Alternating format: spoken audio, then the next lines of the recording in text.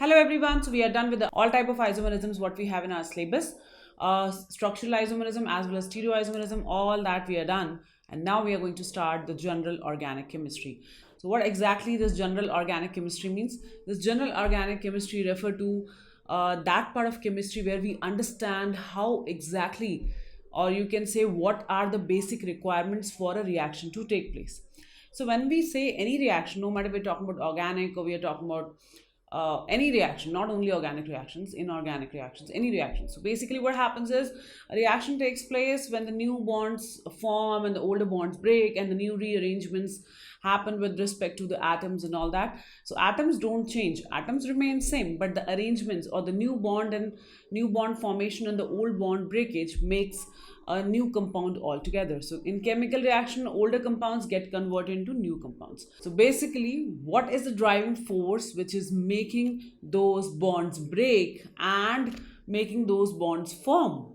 And how exactly the bonds are breaking, what all different effects are there, what all different reasons are there because of which the existing bond has to undergo a change and form a new bond altogether. So all that reasonings, all that concepts we need to understand in this GUC.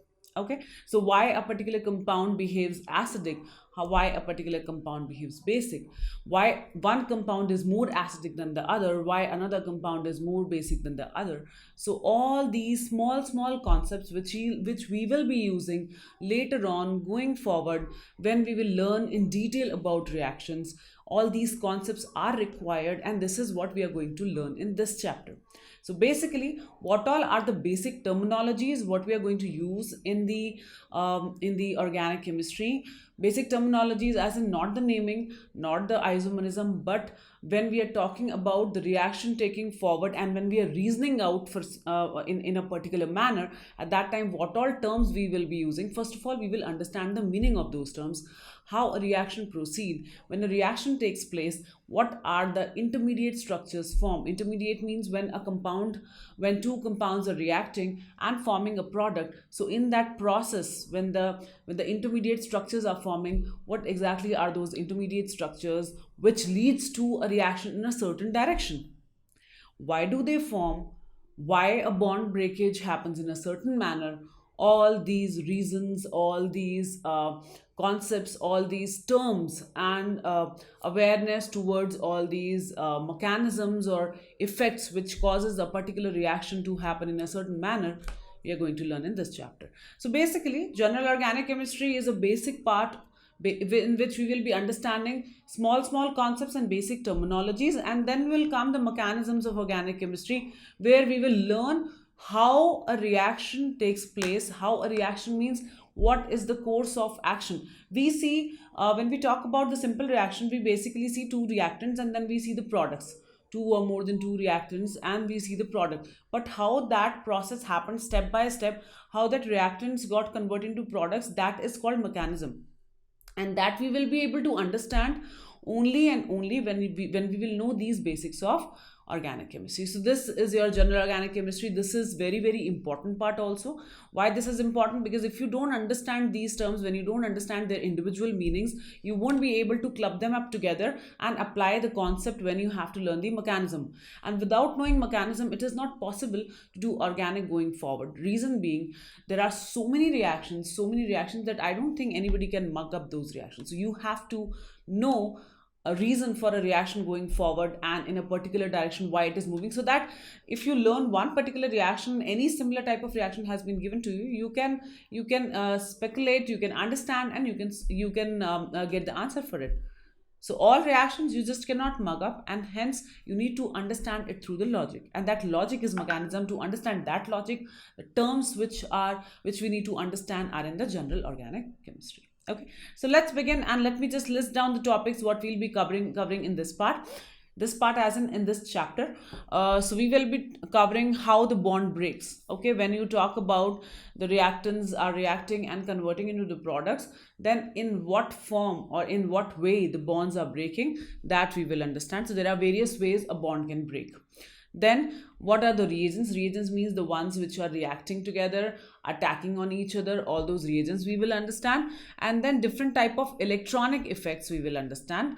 Electronic effects are the effects which cause a bond breakage in a certain manner, okay, and which brings a permanent change in a molecule or a temporary change in a molecule. So basically, when we say that the bond cleavage is happening, why the bond broke in a certain manner for the certain or you can say only one pair of elements only, or why it happened in a certain area, not in the whole molecule, all those reasons we get to understand only and only when we understand these effects which are present in a molecule, and because of which a few sites become the attack prone sites or reaction prone sites, and few sites are the ones which remains untouched.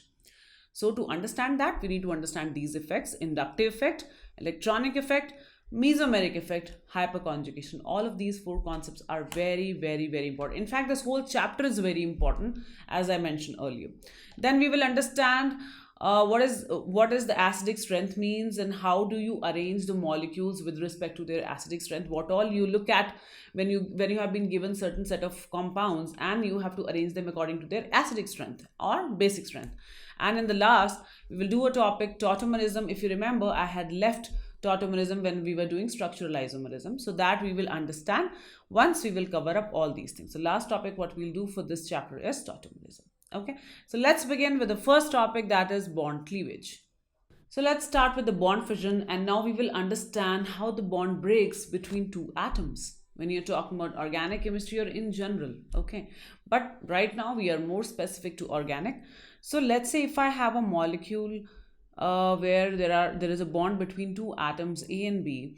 Now there can be two possibilities. Okay, one is A and B are equal in the electronegativity. Basically, both have exactly same electronegativity, or it can happen that one is more electronegative than another, right? So now when we are talking about a chemical reaction, as I mentioned, what happens when we are talking about a chemical reaction? The original bonds break and the new bonds form. When the original bonds break and the new bonds form, then the first stage and the last stage is called as reactants and products. But when you go through in between the reaction, you will find that intermediates also form. Intermediates means when one conversion to another is happening, then whatever is forming in between is called intermediate, and these are highly unstable species which quickly takes up electrons, lose the electrons, make some bonds to make themselves stable, and come to the stable state of product. Okay, so intermediates, whenever I mention, is just a transition phase from reactant to product which is not stable at all. Now when you're talking about a chemical reaction, we also talk about two more terms. One is substrate and one is reagent. What is substrate? Substrate is a compound which is going to get attacked by something. Generally, chemical reaction is about attacking one thing, attacking on another. So the thing which is getting attacked is called as substrate. And the substance or the compound which is attacking, compound, species, whatever you want to call it, the one which is attacking is called as reagent. Okay, so we can have substrate. Substrate is something which is being attacked, and reagent is something which is attacking. Okay, intermediate is something which is forming in transition, and product is something which is a stable product. Okay, now when this attack is happening and in substrate, when the bonds are breaking, those bonds break in which manner, that we have to understand. Apart from that, when the bond breakage happens, it tends to form the intermediates, as I mentioned, and there are multiple different intermediates which can be formed. What all different intermediates can be formed, we will just name them and then we will learn them slowly. So there are few which are called as free radicals, carbocations, carboanions, carbene, radical ions. So these are some names which we give to the species which are forming after breaking the bonds, and then those species are called as intermediates. Okay, so let's understand the bond breakage first, and then we will come to intermediates. So what all different ways are there when a reaction takes place? I just now explained you that when you're talking about the bond between two atoms, there can be two possibilities. One is A and B have same electronegativity, and A and B has difference in electronegativity. Okay, on the basis of this plus some more factors around, the bond breakage varies. So there are two bond breakages. One is homolytic fission.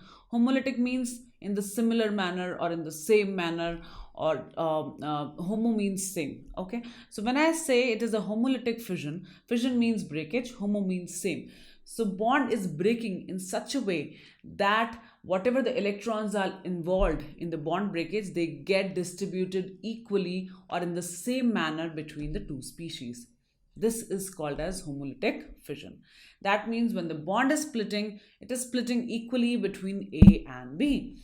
So if I write it as A has made a covalent bond with B, now due to any reason, what is the reason? We are not bothered about it right now. We are just understanding how the bond splits. So if bond splits like this and the equal distribution of electron happens, that means A gets its electron back, which it had given earlier to share and to make a covalent bond, and B gets back its electron, then such kind of fission is called as homolytic fission.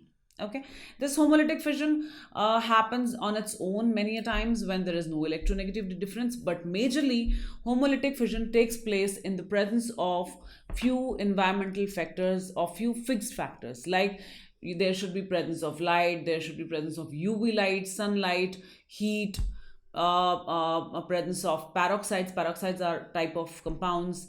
So these are few things, few important things in presence of which these reactions takes place or the bond breakage happens in this manner. So to direct the bond breakage in homolytic manner, we need to set some environmental factors for the reaction also, or you can say the surrounding factors we have to control so that the bond breakage happens equally.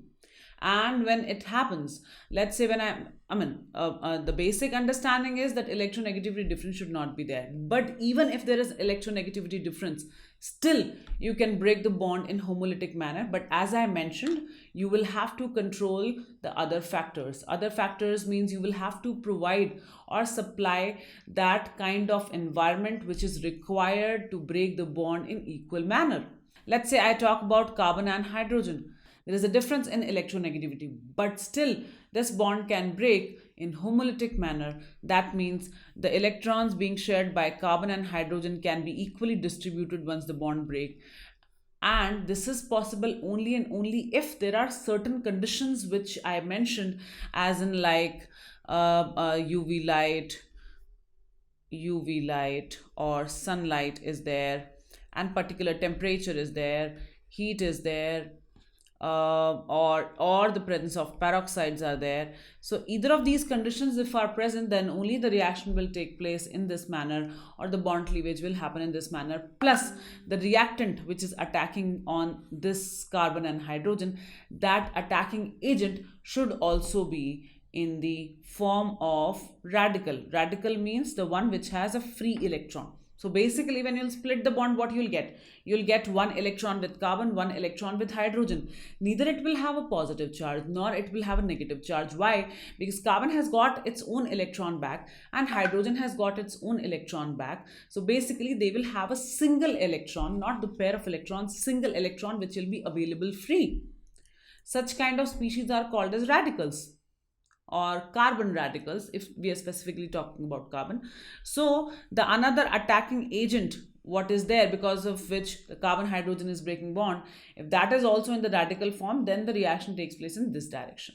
Okay, though even if you have not understood this, don't worry about it. We will come to all of this again and again, and multiple times we'll be talking about this, so you will get it very properly. So what are the conditions when this homolytic fission will happen? You will learn it slowly multiple times in multiple different topics. Okay, for now it is just a brief that for this homolytic fission you require specific conditions and specific type of attacking agent to attack, and then only the cleavage or the bond split will happen in the equal manner. Okay, for example, I have just written it over here, CH3 single bond CH3. So basically we are breaking the bond between carbon and carbon, and we want to break it in the homolytic manner. That means the bond should split in the equal division. Then the reaction will take place in the presence of light and heat. Okay, and the bond will split in such a way that one electron, your carbon, will get back and another electron will go to the another carbon, and both of these will have one free electron. It's not a lone pair, it's just a lone electron. And such species with one free electron are called as radicals. Okay, carbon radicals, if we are talking about the carbon species, if it's not a carbon species, then simple radicals.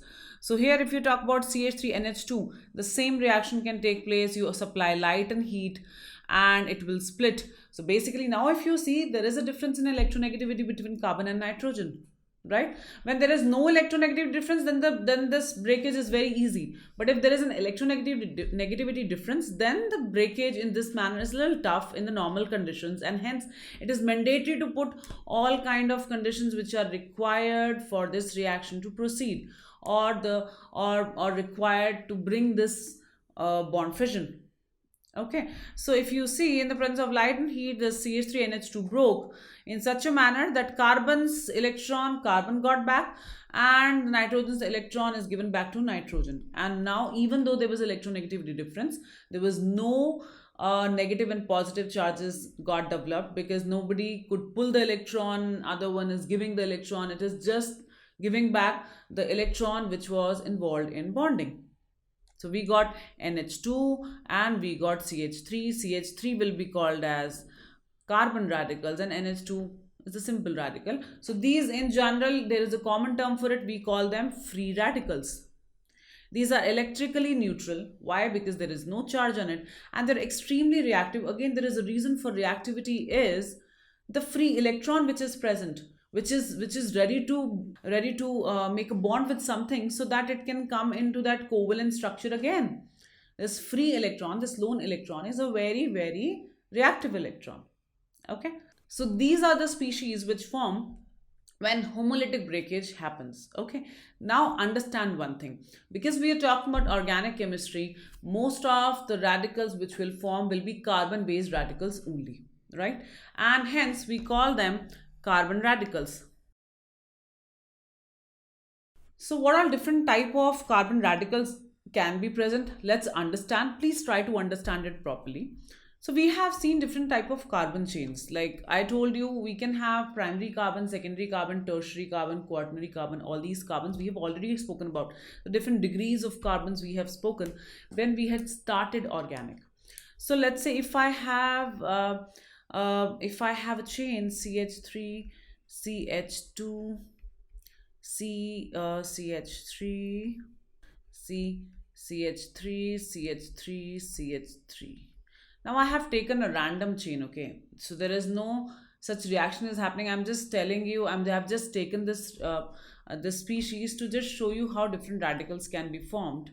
Okay, now assume, let me mark the carbons. I'm just randomly marking this, not to name, so don't consider it for naming or long chain or whatsoever. So I have just marked 4 carbons which I'm targeting, where I'll split the bond. Okay, let's say I'm splitting the bond between first and second carbon, assume. Then what will happen? If I'm splitting the bond between first and second carbon, this is my first and second carbon, and then some chain over here, right?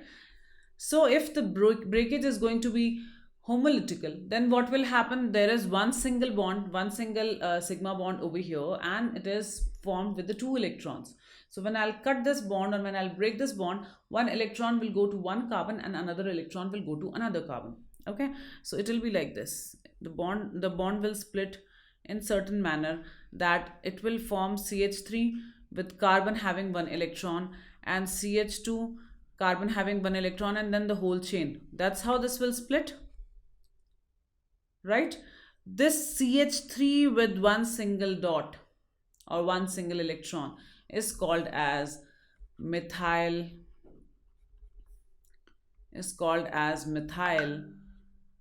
carbon radical, or you can simply call it as methyl radical. Okay, I'm just making you aware of the terms. Okay, now okay, so now look at it. This chain with CH2 and radical, I can also write it as CH2 dot and R means any chain, right? So it is another type of radical what you have. This is methyl radical, and this is simply right now what kind of radical. Just please understand here, now carbon is linked to the whole chain with only one bond. So basically it has one neighboring carbon. So I can call it as primary radical, primary carbon radical. If you look at the degree of the carbon which is carrying one electron, right now it is primary. Earlier it was secondary when it was in the linked form, when it was in the joint form. But at this stage, what is the degree of this carbon? At this stage, when it already has an electron and it has a chain next to it, what is the degree of this carbon? This carbon right now is behaving like a primary carbon, and we will call it as primary carbon radical. Okay. Now, if I break the bond between second and third carbon, let's say, okay, second and third carbon, CH3, CH2, CH3, H, and then let me write it as R. Okay, there is some group R over here. Now, if I split the bond between second and third, okay, the bond is splitting between second and third, then what radicals will be forming? It will be forming CH3, CH2 radical, and then it will be forming CH radical, CH3 and R. Now, what kind of degree this carbon having the radical, the carbon having radical, what degree does it possess? It possesses the primary carbon radical. I mean, this will be called as primary radical, primary carbon radical or primary radical. Why? Because the carbon which has one electron or the one free electron, that is a primary carbon right now. Okay, so this is called as methyl radicals. Such kind of radicals are called as primary radicals. Okay, now what about this? This has two attachments with the carbon, one here and one in the R group. So this will be called as secondary radical. This is my secondary radical. Okay, I hope you're getting this point. I hope you're understanding what exactly I'm trying to tell you. Now, let me show you what happens if I break the bond between third carbon and the fourth carbon. If I break the bond between third carbon and the fourth carbon, in that case, just see, I have written as CH3, CH2, C, CH3, H and bond over here, and then C, CH3, CH3 and CH3. Now if the bond cleavage will happen, one electron will go here and one electron will go here. So the species which will form will be CH3, CH2, CCH3, H and radical plus C radical with CH3, CH3 and CH3. Let's understand the degree of these radicals. This carbon's degree right now is what? It is attached to two carbons. This is secondary radical. And if I talk about the degree of this particular species, what is the degree of this species or this carbon? Let's say this is a tertiary radical. Why I'm telling you these terms, why it is important? Because I'll be using these terms very often and you should know what I'm talking about. I'm talking about primary radical, secondary radical, tertiary radical. You should be able to relate it, right? So from one chain, I showed you wherever you are breaking the bond, depending upon that, you are getting different type of radicals. We have understood what is methyl radical, what is primary radical, what is secondary radical, and what is tertiary radical. Now let's understand few more radicals. If I have the chain like this, and let's say the bond is breaking here, it can be anything over here, by the way, at the place of CH3. I'm just telling you, I'm just taking an example, and the bond is breaking in a homolytic manner, then there will be two radicals forming. One is CH2 radical like this, benzene and CH2, and another is CH3 radical. We know CH3 radical is called as methyl radical, right? And this will be called as, this radical will be called as benzyl radical. Please understand, this radical will be called as benzyl radical. Why this will be called as benzyl radical? Because this carbon is called as benzyl carbon. Benzyl carbon. Okay. Now, one more example. If I take the structure like this, CH2 double bond CH, CH2, CH3. Assume this is my structure and I'm going to split the bond between this carbon and this carbon. Again in a homolytic manner, I'll get two radicals. One is CH2 double bond CH, single bond CH2 radical, and another is CH3 radical. This, look at this carbon. What kind of carbon is this? I'm not very sure whether you remember what we had done in nomenclature or not, but at that time I told you about two terms. One is allylic carbon and one is vinylic carbon. So the carbon which is neighbor of the carbon carrying a double bond is called as allylic carbon. Carbon sp3 carbon, which is the neighbor of sp2 carbon, is called as allylic carbon. So isn't this carbon is neighbor of sp2 hybridized carbon, and this itself is an sp3 carbon sort of thing, right? I mean, not exactly sp3. This is not sp3 right now, but this was sp3 some time back. So isn't this carbon is allylic carbon? This carbon, which is next to the carbon having sp2 hybridization, is allylic carbon, and this kind of species will be called as allylic radical. And this CH3, we know it's a methyl radical, right? So these are few important terms what we'll be using, and we will be talking about the stability of these radicals. As I mentioned, all of these are intermediates, so definitely all of these are quite unstable, but relatively when you say two radicals have formed, which one is better than the other one in terms of stability, that we have to understand. In general, all of these cannot exist independently for a longer time. They need something to react with and then get converted into a proper product. Okay, so here I have written a stability order which I'll explain you, but the reasons we will not be able to understand right now. For that, you need to understand the electronic effects. Once we will start electronic effects, we will come back to the stability order and you will understand the reason why we have arranged these radicals in so and so stability order. Right now, you can say for a class, for one class or two classes, it's just a matter of knowing the fact, and after two classes you will exactly know the reason why these radicals have different stabilities and why they have been arranged into a specific stability order. So the most stable radicals are allylic radicals and benzylic radicals. Okay, then comes your tertiary radical. This is your tertiary radical. Then comes your secondary radical. Then comes your primary radical, and then comes your methyl radical.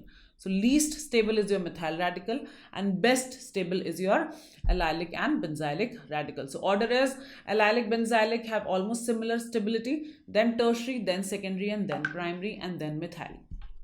Okay, this is the stability order. As I mentioned again and again, reasons we will be discussing very soon in this chapter itself.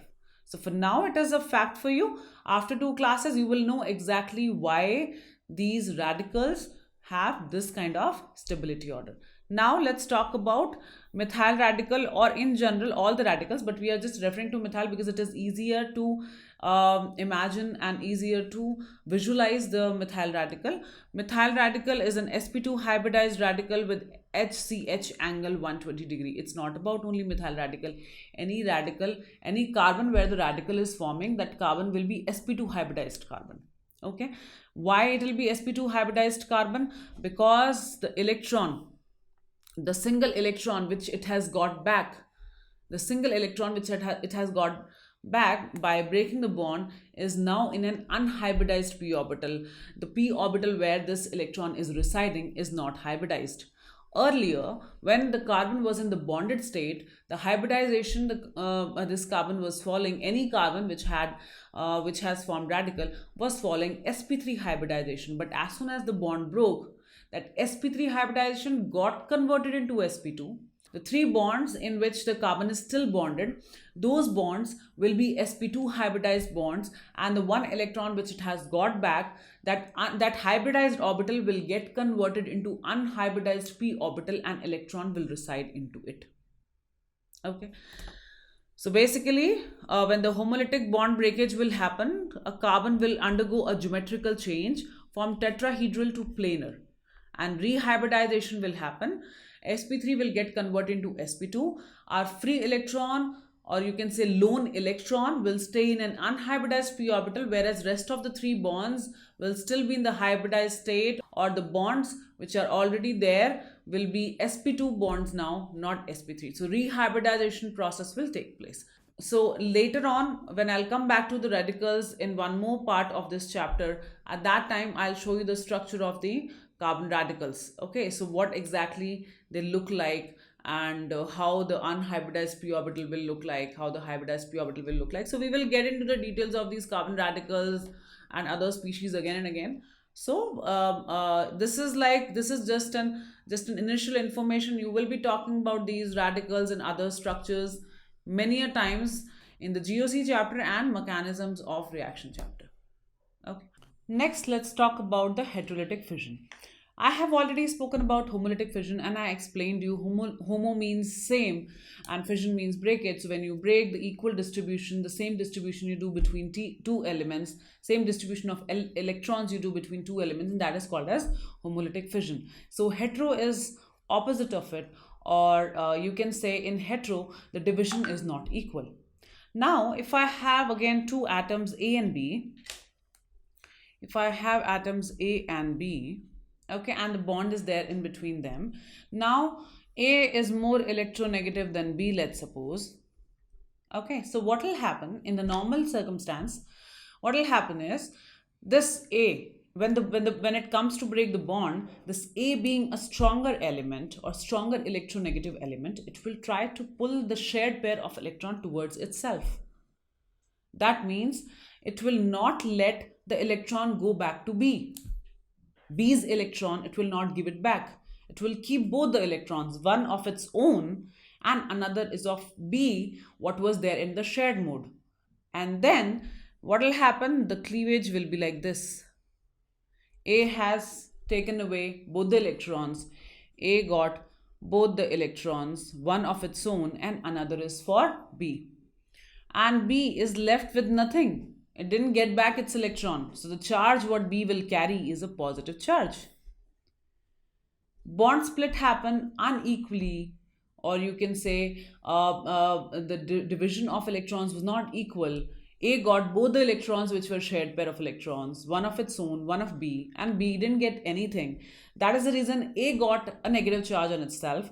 Mind it, A got one negative charge over here because one out of two electrons what it has got from this bond, one was its own original electron. For its own original electron, it will not get any charge. That minus charge is because it has got the B's electron also. That additional extra one electron which has got added into A is causing the formation of that negative charge.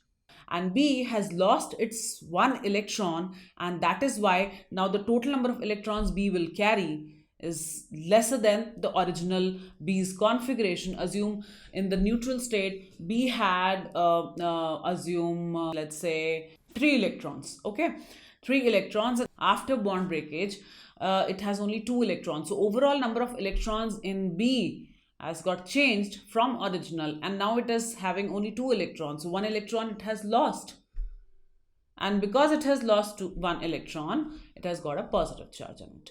Okay, so I hope you understand, even though I have written 2 electrons over here, why it has got only 1 negative charge. Because this A, assume there were 17 electrons with A originally as in its neutral atom. Now when this bond split has happened, A has got how many electrons? 18 electrons. How? It has got 1 electron of B. Do not consider it as 2 electrons. One is its own electron. Okay, it cannot go anywhere else, but it has got the B's electron also, and the total count of electron has become 18 electron. That is why there is 1 negative charge over here. Okay, so whenever the heterolytic division will happen, it will happen unequally and it will form two charged species. One is negatively charged and one is positively charged. If both the species are carbon species, then carbon species with a positive charge will be called as carbocation, and carbon species with a negative charge will be called as carboanion. Okay, but it's not necessary that in the whole chain you will have both the species of carbon only. You can have a functional group attached to the carbon. For example, if I have some chain where you have R group attached with CH2 and CH2 is attached to OH. So there is a bond between carbon and oxygen. Carbon is less electronegative than oxygen. Assume in a normal condition this carbon-oxygen bond is breaking due to certain reason. What will happen? The oxygen being more electronegative will swipe away the whole pair of electron and the bond will break in this manner. Your CH2 will become positive. Basically, carbon will get a positive charge on itself and OH will come out as OH minus because oxygen will get its own electron as well as the carbon electron and hence will carry a negative charge. So this species will be called as carbocation. So carbon attached to any functional group which has electronegative element better than carbon, the bond split will happen in this manner. Okay, in the normal conditions it will happen in this manner. It will happen homolytically only and only if some conditions have been given which are required for homolytic fission to happen, like the attacking reagent is your radical, or the reaction is happening in the presence of peroxide, or it is happening in the presence of UV light and a certain temperature. So if those are the conditions, then the reaction will happen in the homolytic manner. Otherwise, usually the reaction takes place in the heterolytic manner and form two kind of species. One is positive, one is negative. So I've just shown this thing over here. Assume I have taken X. X is any random group. It's not halogen. I'm not talking about halogen here. X is any random group. Then if the X is more electronegative, then X will carry negative charge, carbon will carry positive charge. But if X is lesser electronegative than carbon, then what will happen? Carbon will carry a negative charge and X will carry a positive charge. Carbon will be called, this carbon species will be called as carboanion. Okay, now let's understand a bit more about carbocation and carbonion. So as I mentioned, the ion which carries a positive charged carbon center, or when the carbon carries a positive charge, the species is called as carbocation. And again, we will be talking about the carbocation in much more detail going forward. It is just an introduction of carbocation, carbonion, carbon radicals, so that you can identify these terms, and when I'm speaking in these terms, you should be able to understand what exactly I'm talking about. When you're talking about carbocation, let me take a chain again, CH3X, CH3, CH2X. Okay, I'm just taking few chains and I will give you some examples. CH3C, CH3HX, CH3C, CH3, CH3 and X. And then, okay, let's talk about these four first.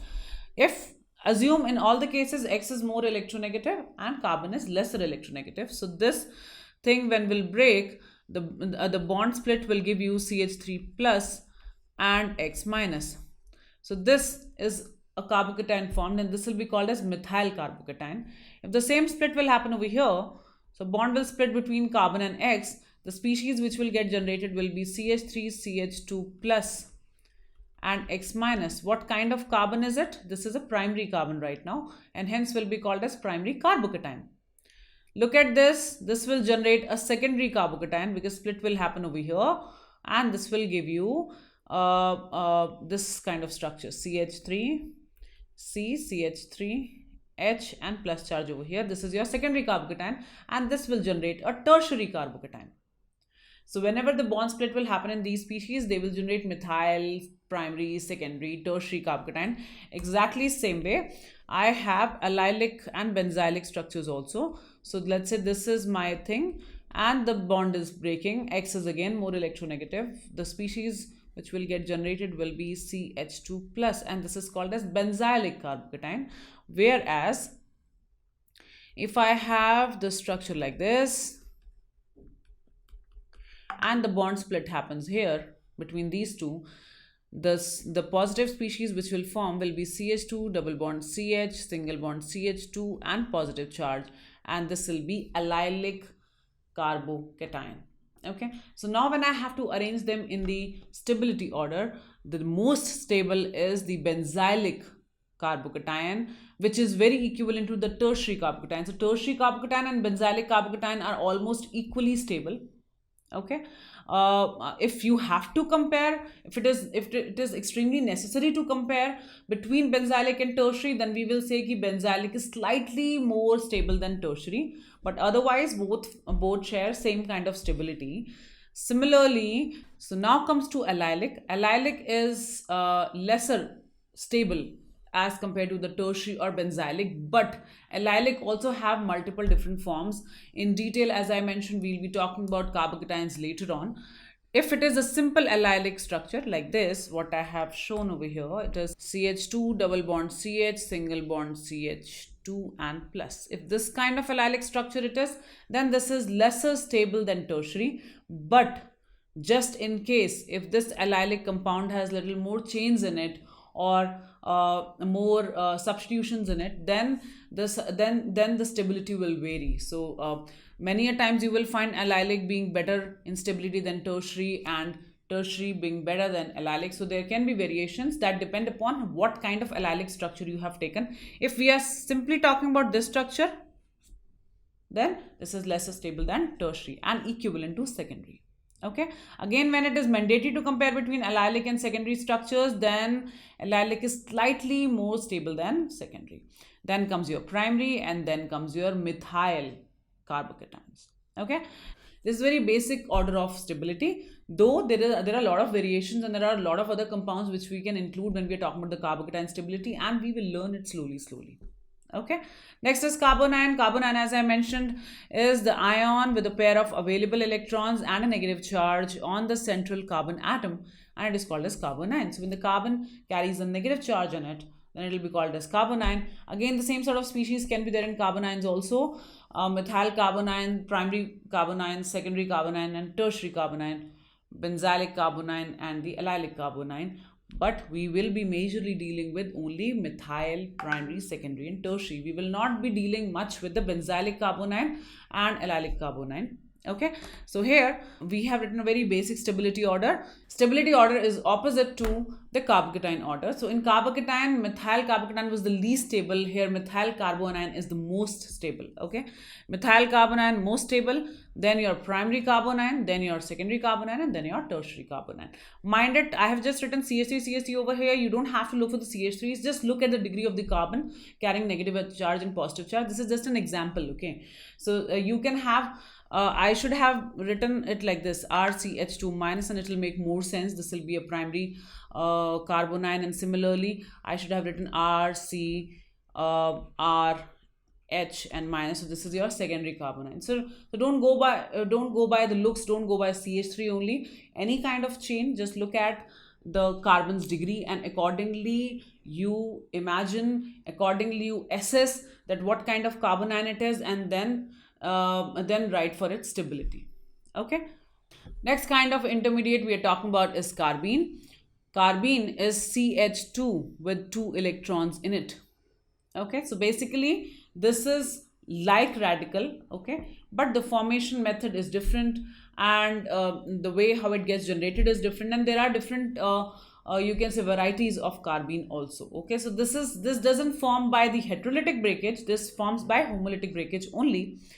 And here, if you see, in the case of free radicals, I have told you that there is only one electron which is free. Here we have 2 electrons. Now these 2 electrons can be in the paired mode. That means it can be a lone pair, or these can be 2 electrons in 2 different p orbitals also.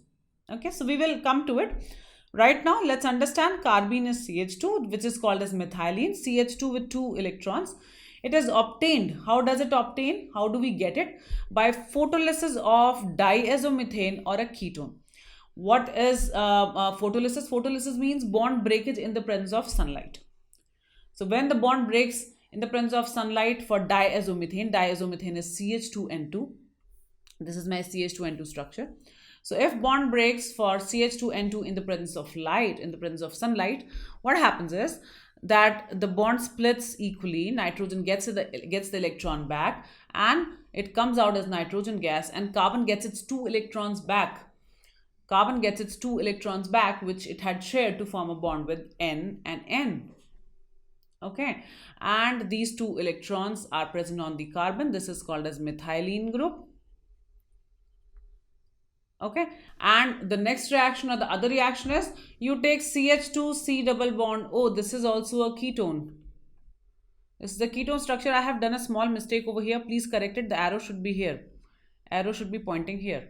Okay, so here on this ketone, if I supply, this is a ketone with an alkene. Okay, this is an alkene ketone. This is not an alkane ketone. So if you can see, CH2 has formed a double bond with this carbon. So when I supply UV light, then again the bond splits in a heterolytic manner, and carbon gets its 2 electrons back. 2 electrons of carbon have been given back to this carbon with CO, and this comes out as carbon monoxide gas. It gets released as carbon monoxide gas, whereas this methylene forms. Okay, so 2 methods of preparation. One is through diazomethane. Diazomethane is CH2N2, other is ketone. You can say you can say an alkene ketone, and then when the bond will break, CH2 with 2 electrons you will get. These are the methylene structures, or methylene or carbene structure. Okay, now when you're talking about methylenes, these can exist in two forms, as I mentioned. One is single carbenes and second is triplet carbenes. Now what exactly is the difference between singlet carbene and triplet carbene? Singlet carbenes are the ones, it is not single carbene, it is singlet. Singlet carbenes are the ones in which these two electrons which we have got back after bond breakage are in the pair mode. Basically now these will be considered as lone pair. So they are paired. Okay, and these are residing in one hybridized orbital only, one hybridized p orbital. Whereas in the triplet carbene, these two electrons are lone electrons. That means one electron is residing in one hybridized p orbital and another electron is residing in another unhybridized p orbital. They are not staying together as a pair. Let's see the structure of these two carbenes. So if you look at this structure here, what we have is sp2 hybridization by this singlet carbene is following. So basically here we have three sp2 hybridized orbitals and one unhybridized orbital. In one unhybridized orbital there is no electron, whereas in the hybridized orbital, this is the hybridized sp2 orbital, where those two electrons which we have got back after breaking the bond are residing as a pair of electron. So unhybridized orbital carries nothing. Hybridized sp2 orbital has a pair of electrons. So sp2 hybridized orbital contains two paired electrons. Whereas if I talk about the triplet carbene, in case of triplet carbene, we have one sp2 hybridized orbital, one p orbital, and one electron is in the sp2 orbital and one electron is an unhybridized orbital. Okay, so this is the basic difference. They are staying apart, they are not staying in the pair. When they are not staying in the pair, this is called as triplet carbene. When they are staying in a pair in a hybridized orbital, it is called as singlet carbene. Okay, what is the use of it, where we are gonna use these carbenes and all, we will talk about it later. Okay, next let's talk about the reagents. Reagents are the ones which attack and lead the reaction in a certain direction, and those very common reagents are electrophiles, nucleophiles, and ambiphiles. So let's understand what are electrophiles. Electrophiles are the ones which are electron loving. Electron loving means anything which is electron loving must be positively charged or electron deficient, then only it can love electrons, right? So any species which is electron deficient or which has a positive charge in it is called as electrophiles. It can be a carbocation also, and it can be a normal positively charged species also. Okay, so generally we are not talking about carbocations. Carbocations are generally intermediates which tends to form the product. Okay, so here reagents are majorly gonna be the other species which are positively charged or which are electron deficient. For example, if I have H plus, if I have, let's say, NO2 plus, all these species we can clearly see have positive charge and they will always seek the electron, or they will always get attracted towards the electron, right? So these species will be termed under electrophiles. Apart from that, there are some compounds which you would have learned in inorganic chemistry which are naturally electron deficient, which do not follow the octet rule. For example, if you talk about BF3 or BH3, here if you see, the boron has only 6 electrons in the outermost shell, whereas octet means 8 electrons, and still it doesn't carry any charge. Okay, so this BF3 or BH3, such kind of species, or AlCl3 if I talk about, so all these carry 6 electrons. Naturally they have 6 electrons, they do not carry any charge, but they are electron deficient. They should have 8 electrons, right? So natural electron deficiency will also be considered in electrophiles. Okay, so naturally which are neutral but are electron deficient and are not following octet rule will be called as electrophiles, and the ones which have positive charge will also be called as electrophiles. Okay, now so the ones which have incomplete octet or duplet, those are called as electrophiles, and these are also called as Lewis acids. What exactly are the Lewis acids? You will learn slowly. I hope you would have done a bit of it in the inorganic chemistry. So Lewis acids are the ones which gets attracted towards the pair of electron, or which accepts the pair of electron and these are also called as electron acceptors. Okay, so you can call it as electron acceptors, you can call them Lewis acids, you can call them electrophiles, anything you can call them. So I have written some examples here: SO3, BeCl2, BF3, AlCl3. These are neutral species. H plus, X plus. X means any halogen carrying a positive charge. This is possible. Halogen can carry a positive charge and it will be called as halonium ion. H3O plus, NO2 plus, CH3 plus. All these are positively charged species and are called as electrophiles. Next species what we have is nucleophiles. Nucleophiles are opposite of electrophiles. These are nucleus loving. Nucleus loving means they are attracted towards a positive charge. That means they must be either negatively charged, or they should have abundant or they should have excess of electrons in them. Then only they can be nucleus loving or positively charged species loving. Okay, so what all such compounds are, or what all such species are, like OH minus, CN minus, H minus, all these which carry negative charge, or the ones which are electron rich. When I say electron rich, I mean they have the lone pairs present in it. If they have lone pairs present in it, those lone pairs will automatically get attracted towards the positive charge.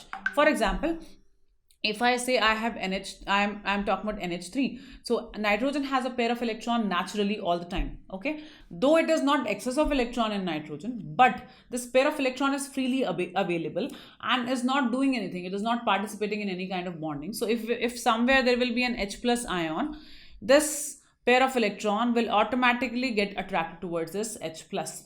Okay, because it's just idly lying over there. It's not doing anything. So these species, especially the ones which have atoms carrying the lone pair of electrons which are not participating in any bonding, are also considered as nucleophiles, because they will always get attracted towards the positively charged species. So nitrogen here in NH3 will act as nucleophile. Okay, similarly when you talk about water has oxygen. Oxygen has two pair of electrons, so automatically this oxygen's pair of electron will get attracted towards any positively charged species, and oxygen in this H2O will act as a nucleophile. Okay, so either there should be a negative charge or there should be a lone pair. Such species will be called as nucleophiles. Okay, or such atoms which have negative charge or have the lone pairs present in it will be acting as the nucleophiles in the reactions, and they will get attracted towards a positive charge. So you can say these are electron pair donors. That means whenever it is required, they can donate this pair of electron. All of you know the coordinate bond thing, or you can say dative bond thing, in which one is electron acceptor and one is electron donor. So electron acceptor is generally the one which doesn't have enough electrons, and electron donor is the one which gives its lone pair to form the bond. So the one which accepts is called as Lewis acid, the one which donates is called as Lewis base. Lewis acids are electron acceptors and Lewis base are electron donors. Okay, so these kind of species are called as electron donors. Okay, now let's talk about the ambiphiles. Ambiphiles are those reagents in which both kind of species are present, donors also and acceptors also. Now it depends what is participating in reaction at a certain moment. Okay, for example, if I talk about H2O, so H2O can be taken as electrophile also, can be taken as nucleophile also, depending upon what is participating in the reaction. If hydrogen is participating in the reaction, then it will act as an electrophile. Whereas if the oxygen is participating in the reaction, then it will act as a nucleophile. So basically the species which have dual character, or both type of atoms present in them, which can act as electrophiles also, which can act as a nucleophile also, are called as ambiphiles. See, it's not about acting as a nucleophile or electrophile, or a compound or a species having a positive sort of thing and a negative sort of thing. It actually means when you're talking about a reagent, what all can actually participate. In your water molecule, your hydrogen can also participate in the reaction, oxygen can also participate in the reaction, which is not the case in most of the reagents. In most of the reagents, only one particular part of that reagent becomes an attacking species or attacking agent. The rest of the part is just present there idle and not participating in the reaction at all. So if a reagent has two different parts which can behave differently in all the reactions and can participate according to their choice, oxygen can participate, or hydrogen can participate, or nitrogen can participate, or carbon can participate. So if we are talking about a neutral species will have two elements, which will be one which can carry a positive charge and one which can carry a negative charge. But the question here is not about the presence of the elements which can carry positive and negative charge. Question here is can these both species participate in the reaction individually depending upon reaction to reaction or not? Okay, if in a particular reagent both the species can participate according to their choice in a reaction, one time they can act as electrophile, one time they can act as a nucleophile, then only these will be called as ambiphiles. Okay, H2O can act as a nucleophile also, and H2O can act as a ambiphile also. Okay, depending upon the reaction altogether. So ambiphiles are the ones which have two centers, out of which one part can act as an electrophile after breaking the bond, and other part can act as a nucleophile because it has a pair of electron. Okay, H normally may not be able to act as an electrophile in water, but when it will split from water, it will become H plus and can act as a electrophile. So all these things you have to understand in electrophile and nucleophile. We will be getting more exposure on electrophiles and nucleophiles when we'll actually go to mechanisms of reactions, and at that time we will see how do we use these nucleophiles, electrophiles and ambiphiles. So here we are done with how to do the bond fission and what all different reagents can be there. Next, we are going to start with electronic effects.